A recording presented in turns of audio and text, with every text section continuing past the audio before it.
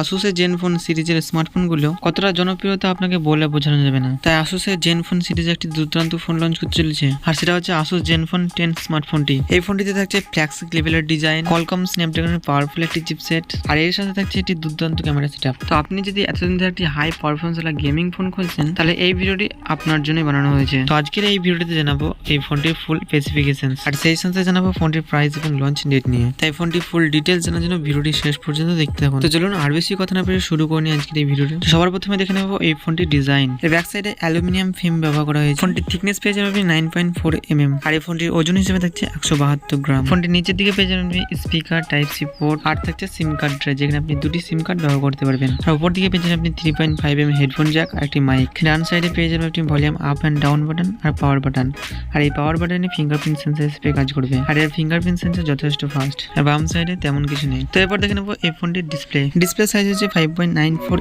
ইঞ্চি। এখানে HDR10+ supported super AMOLED display ব্যবহার করা হয়েছে, আর টাচ স্যাম্পলিং হিসেবে থাকছে 144 এর রিফ্রেশ। আর ফোনটির পিক ব্রাইটনেস হচ্ছে 1100 নিট। এখানে প্রোটেকশন হিসেবে থাকছে কলিং গোল্ড গ্লাস বিগটেস। এখানে আপনি ডিসপ্লে নিয়ে কোনো রকম কম্প্রোমাইজ দেখতে পাবেন। ডিসপ্লে কালার যথেষ্ট ব্রাইট, কালারফুল ডিসপ্লে একটি। তবে এখানে সাইড মাউন্টেড ফিঙ্গারপ্রিন্ট না দিয়ে ইন ডিসপ্লে ফিঙ্গারপ্রিন্ট দিলে এই ফোনটির লুক আরো বাড়িয়ে তুলতো। যাই হোক, ইন ডিসপ্লে ফিঙ্গারপ্রিন্ট দেয়নি, সাইড মাউন্টেড ফিঙ্গারপ্রিন্ট ব্যবহার করা হয়েছে। তো এরপর দেখে নেবো ফোনটির পারফরমেন্স হিসেবে কেমন হতে চলেছে। ফোনটির অপারেটিং সিস্টেম হিসেবে থাকছে অ্যান্ড্রয়েড 13। এখানে একটি তাগড়া পাওয়ারফুল গেমিং চিপসেট ব্যবহার করা হয়েছে। এখানে কলকম স্ন্যাপড্রাগন 8 Gen 2 প্রসেসর ব্যবহার করা হয়েছে 4 ন্যানোমিটারের সাথে। আর আপনি যদি একটি পাওয়ারফুল গেমিং ফোন খুঁজছেন, তাহলে শুধুমাত্র এই ফোনটি আপনার জন্য বানানো হয়েছে। হাই গ্রাফিক্সের গেমগুলো PUBG, Free Fire, Call of Duty আপনি কোনো রকম lag, frame drop, hitting issue দেখতে পাবেন না, স্মুথলি প্লে করতে পারবেন। এর সিপিইউ হচ্ছে 1x3.2 GHz, আর 8GB হচ্ছে Adreno 740। তারপর দেখেন এই ফোনটির র্যাম এবং রোম। এই ফোনটিতে আপনি কোনো রকম SD কার্ড ব্যবহার করতে পারবেন না। র্যাম এবং রোম হিসেবে হচ্ছে 8GB RAM 128GB storage, 8GB RAM 256GB storage, 16GB RAM 256GB storage, আর থাকছে 16GB RAM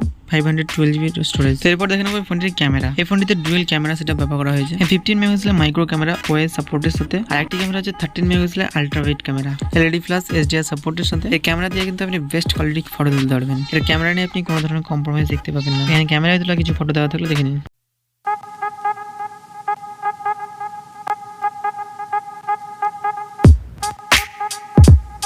এখানে আপনি ভিডিও শুট করতে পারেন 8K 24 FPS, 4K 30 FPS, 60 FPS, 1080p 30 FPS, 60 FPS। এর ফোনে থাকছে 32 মেগাপিক্সেলের সিঙ্গেল ক্যামেরা। এর ফ্রন্ট ক্যামেরাতে আপনি ভিডিও শুট করতে পারবেন 1080p 30 FPS। ভিডিও শুট করার জন্য ফোনটা 4K দেওয়া উচিত ছিল। তো এরপর দেখে নেবো এই ফোনটির ব্যাটারি। এই ফোনটিকে পাওয়ার দেওয়ার জন্য থাকছে লিথিয়াম পলিমারের 4300 mAh এর ব্যাটারি। আর ফাস্ট চার্জার হিসেবে ব্যবহার করা হচ্ছে 30 ওয়াটের ফাস্ট চার্জার।